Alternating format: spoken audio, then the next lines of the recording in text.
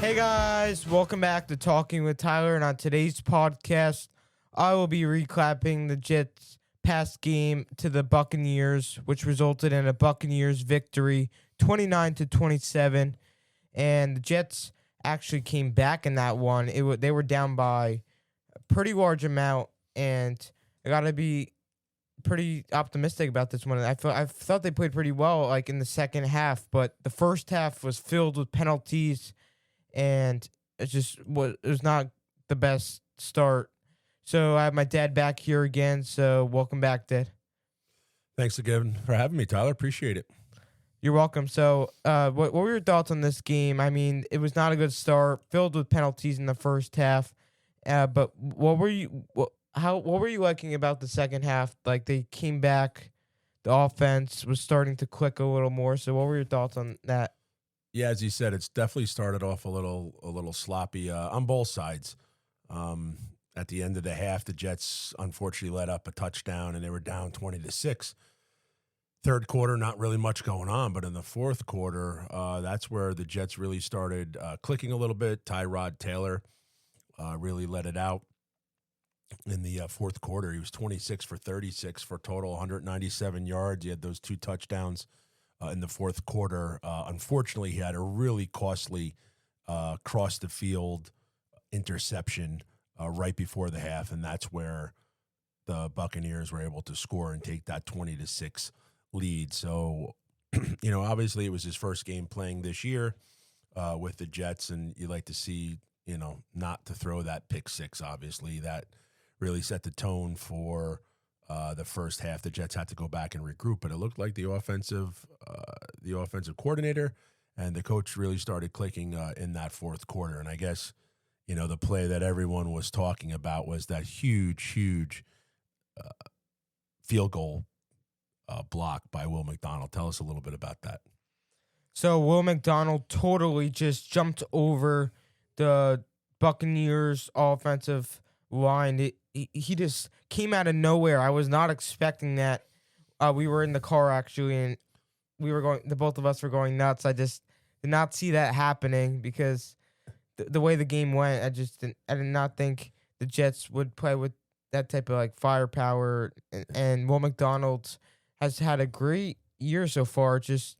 He's definitely the perfect guy to do that type of stuff. Yeah, who else was going nuts was Bob Susan. We heard him on the call in the car, absolutely going ballistic, which was pretty cool.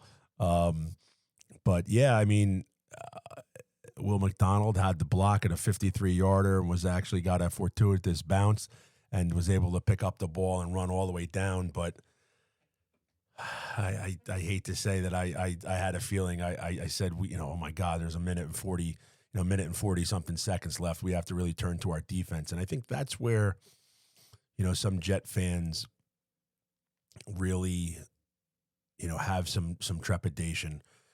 Aaron Glenn was obviously a defensive player for the Jets and a defensive-minded coach, and we just couldn't get a stop. And they got into field goal range, and we couldn't catch lightning in a bottle twice, and they were able to hit that field goal to win the game. But do you feel a little bit of optimism, with the Jets? It seems like they're on the cusp. They're on the precipice of being able to put a complete game together. Now, it hasn't manifested into that as of today. They're 0-3. You're going into a Monday night game against another 0-3 division rival, Miami. But, the verdict's not out yet. But Aaron Glenn seems to have his players, motivated and playing in pieces and parts. And I forget who they interviewed, but I think it was Tyrod at the end of the game, and they said, they're starting to right the ship, but big ships take a long time to turn.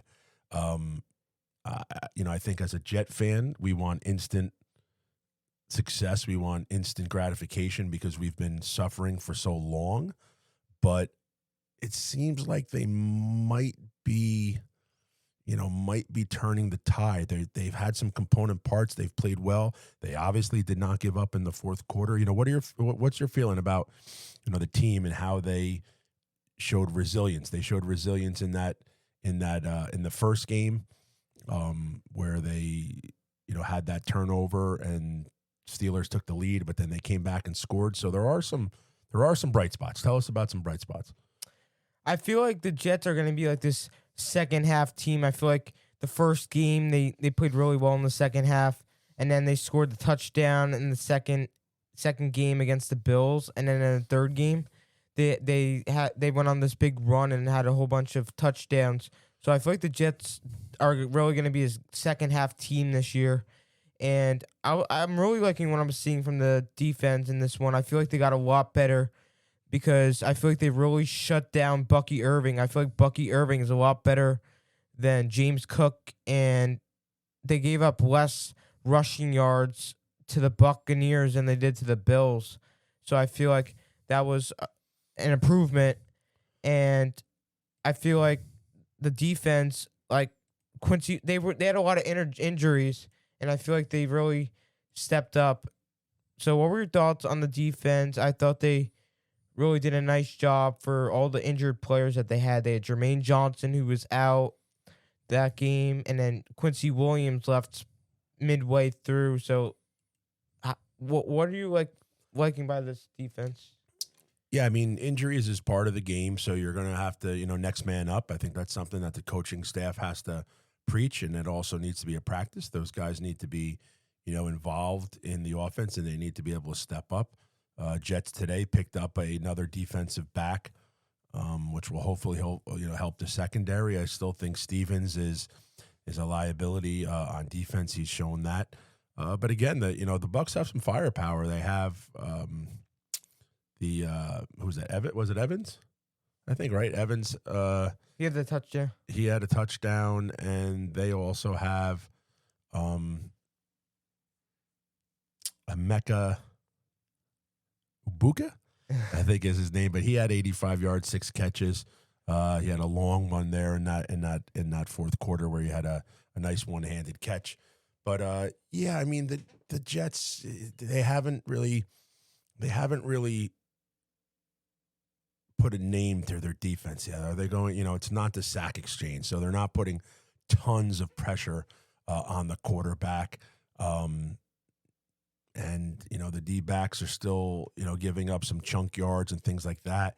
I definitely think they have to clean up some of the missed tackles that they have had during the first 3 games. But I do feel like it's going to take them a little bit more time to gel and a little bit more time to get the defensive scheme. And as a Jet fan, you could choose to be optimistic or you could be pessimistic. And I know it's easier to be pessimistic when you're a Jet fan and you just expect the other shoe to drop. And even after that blocked field goal and a scoop and a score, you feel like, we just find a new way to lose every single time, every single game, every single year. But I'm going to choose to be a little optimistic here. I'm hoping with the next couple games that we have, we might be able to break into the win column, maybe get a little bit on a streak here. I hope so too. I think this is probably the best time for them to win because they're playing another winless team, the Dolphins, and they had one that was blown by them. They lost to the Patriots. The Patriots have really been struggling this year, so I feel like the Dolphins are in that path as well. And this is not going to get a lot of attention for Monday Night Football and ESPN. 2 winless teams going at it. It's just it's really funny, actually. Yeah, I mean, the Jets are playing the Dolphins coming up. Then it's going to be Dolphins, Cowboys, Broncos, Panthers, Bengals, who their quarterback is hurt. And then the Browns, Patriots, and then they start going back to, Ravens, Falcons, Dolphins again. But, within the next 5 games, you'd love to see the Jets, listen, you'd love to see him win a ball. That's not going to happen. But you'd love to see him try and, put back-to-back performances together, maybe get a win against the Dolphins, see what happens against the Cowboys, maybe get 3 out of 5 here, in a perfect world, 4 out of 5. And, maybe you're 500, midway through the season here. And, maybe catch lightning in a bottle, maybe get onto a little bit of a run, maybe picking off one of these teams that, in the beginning of the season, you look at, as a loss. But they need to make some headway here within the next, 4 to 5 games. I could see it. I think Dolphins is a win in my opinion, and I feel like the Cowboys, you might be able to squeak that out. And the Broncos, I feel like they're like an up and down team. I feel like they always have some good days, some bad days. And then the Panthers, I mean, I thought they would be bad going into the season, but they're just coming off a 30-point win against the Falcons, 30-0 on Sunday. So and the Falcons didn't get beyond the 30-yard line, I heard, in that game. Now, don't forget the Broncos game is away, and it's in London. No, is it Germany or London this year? London. So we did not play well last year in October in London when we had the opportunity to beat the Vikings, and that did not did not go well either. But yeah, so in this game, it was kind of a tale of I'd like to say 2 halves, but really tale of the first 3 quarters, and then the fourth quarter, Jets really turned it on. Do you think we could build on that momentum leading into having an extra day to rest, recover, and prepare for the Dolphins? And then in addition to that, who do you have for studs and duds this week? I think they are going to build on that momentum. So my stud is going to be Will McDonald. I feel like he came up in the clutch. He had that blocked field goal in the fourth quarter and then ran it back himself. So I feel like that was the play of the game, and no one was expecting that. I don't think so. And for dud, I think I have to give it to the coaching staff. Because I feel like they could have managed the time a little bit better, and I feel like in the fourth quarter you probably could have let the Buccaneers score and then use your timeouts on your offensive possession to go for that game-winning field goal. I feel like they were letting the Buccaneers waste the time a little bit.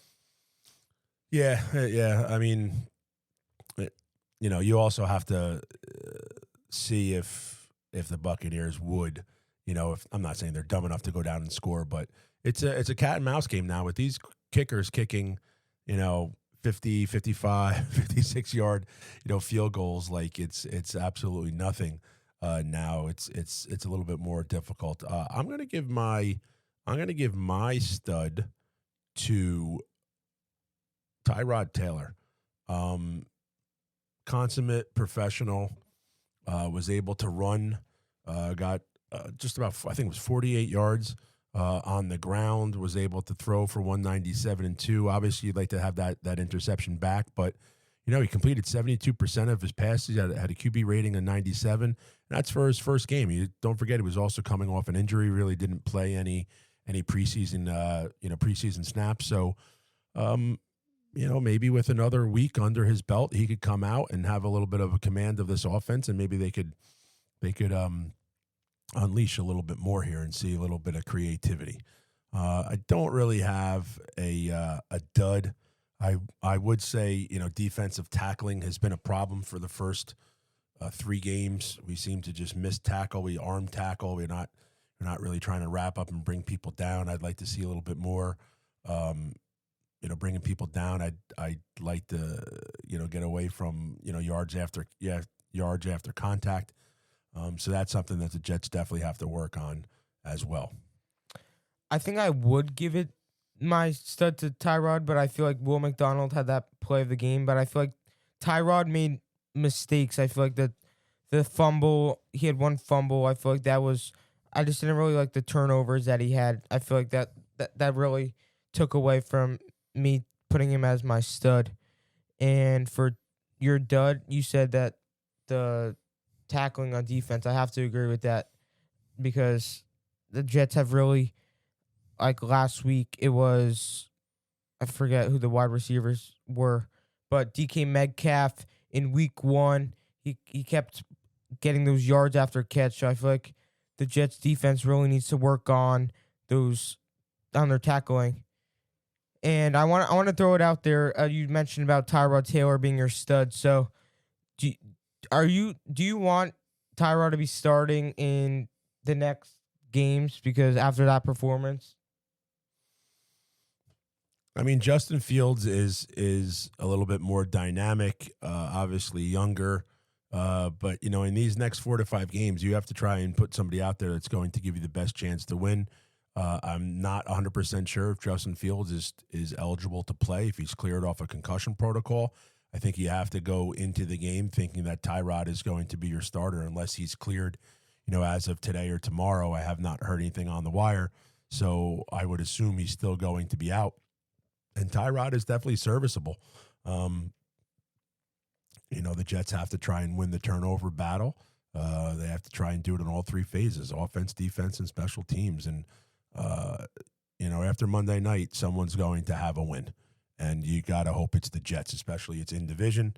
You go 0-4, the chances of you making the playoffs or a wild card are basically minute to non-existent. So you can't go 0-4. So the Jets have a lot to show here, and so do the Dolphins. So for them, it's going to be whoever wins. They think that they're going to get on a little bit of a streak, and just hope that it could be the Jets. Garrett Wilson had a really nice game again. He had 10 passes, thrown to him. He was able to get that touchdown. Had about 84 total yards.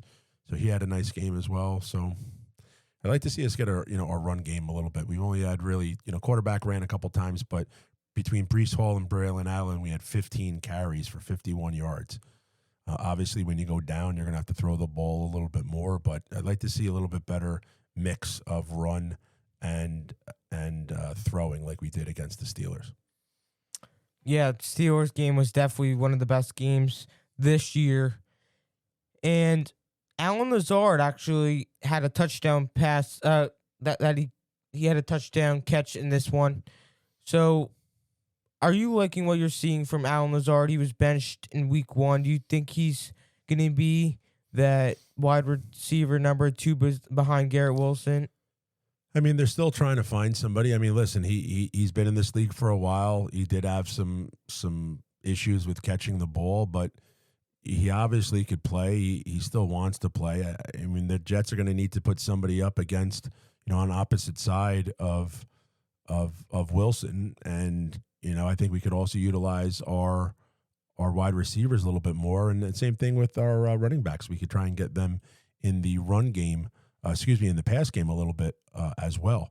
So, Braylon Allen had 2 catches for 17 yards, and Breece Hall out in the flat had 4 for 31. So I'd like to see a little bit more of a mix of getting our playmakers with the ball in their hands. So 3 games in, 0-3. Again, I'm trying to be optimistic here, so I'm hoping that the Jets play well. Tyler, give us your Tyler takeaways from, let's say, the first, either 3 games of the season or something in particular for this past game against the Bucs.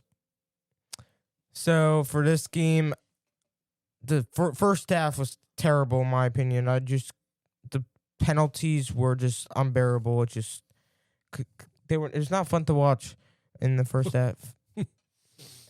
Well, welcome to being a Jet fan. So, but the second half, they really impressed me because Tyrod Taylor started getting in the groove, and I feel like the wide receivers really got into it. It was Garrett Wilson, 13 targets, 10 receptions for 84 yards and a touchdown. I feel like he continues to be that lights out guy, and I hope he continues that the entire year. And the defense side of things, I feel like was they played really well with all the injuries that they had because they're without Jermaine Johnson, Quincy Williams is out. So I feel like they played really well on the defensive side of things, and I'm impressed because against the Bills, they gave up a lot of points, and the offense couldn't really handle that, so they had less. And special teams, they continue to be the best in that category. And I'm really liking what I'm seeing from Isaiah Davis on the returning side of things because he has the speed, and I feel like he really protects the ball. And I feel like protecting the ball was an issue for Gibson, so that's why we got rid of him. So what are your takeaways? Yeah, again, trying to be positive, Mike here, and trying to be optimistic. I'm hoping that Glenn could keep the team and the players together, trying to keep them focused on the ultimate end result and the end game. Unfortunately, it's going to be a rebuilding year, which seems like it's year after year the same exact thing that the Jets always have to go through. But if you're putting the building blocks in place in the proper foundation to try and build this the right way, you're going to have to take your lumps. And right now, I think we are. I'd love to see a couple wins just to give the fans something to cheer about and get a little optimistic about. But again, going into the season, we talked about 7.5 or 8 wins was going to be the number. That's still obtainable, but you have to win this Monday night. It's going to be a primetime game away at Miami, but you have to get a W under your belt. They got to get a W. They have to have a feel good game where they can take something away, take something positive. And again, I think Glenn got a little bit of a bad rap after the game. He was kind of clapping. I think he's just trying to show appreciation for his team and his team not giving up. And he's made it abundantly clear that there's no moral victories in this league, but you do have to recognize when your players are working hard and not giving up and, putting yourself, an opportunity to win. I think Will McDonald did that. And unfortunately, the defense and the defensive backs just gave up too many passes there towards the end, where too many yards, where the Bucs were able to get into playoff, into field goal range. Agreed. So the Jets will now be taking on the Dolphins on Monday Night Football on ESPN under the lights. So what are your predictions for this game? The Dolphins are 0-3, just like the Jets are. What are your predictions? I think it's going to be a one-possession game. I think it's going to be Jets 28, and I think it's going to be Miami 21, 24, somewhere in there. I think it's going to be about a 4 or 5 point victory for the Jets, but I don't envision a high-scoring game. It's going to be nip and tuck back and forth, and I think it's going to be one in the trenches. It's going to be one on the line of scrimmage, and if the defense or the offensive line could hold on either team. So we'll see. Hope it's a good game, and I feel like I have the Jets winning this one because I don't really see Tua being that good. I feel like this year, he's been a little off, in my opinion. And Tyreek, he's always up to trouble, and he's good enough, but I feel like every time he doesn't get the ball thrown to him, he has a little attitude to him. So I feel like they don't really have any type of playmakers on their offense. I feel like they do have that one running back. I can't remember his name. I feel like Achan, I think. Yeah, he's definitely their X factor. So, but I still have the Jets winning. I feel like Garrett Wilson's going to have another breakout game. Breece Hall, I feel like we'll be back to it. And if Tyrod plays the way he did, minus the turnovers, it's going to be a really good game for the Jets. So thank you guys all for listening out there. And be back here next Tuesday night, hopefully, if I don't have anything else going on. But let's hope that the Jets will come back and get their first win of the season. So let's do a little Jets chant to get this party started.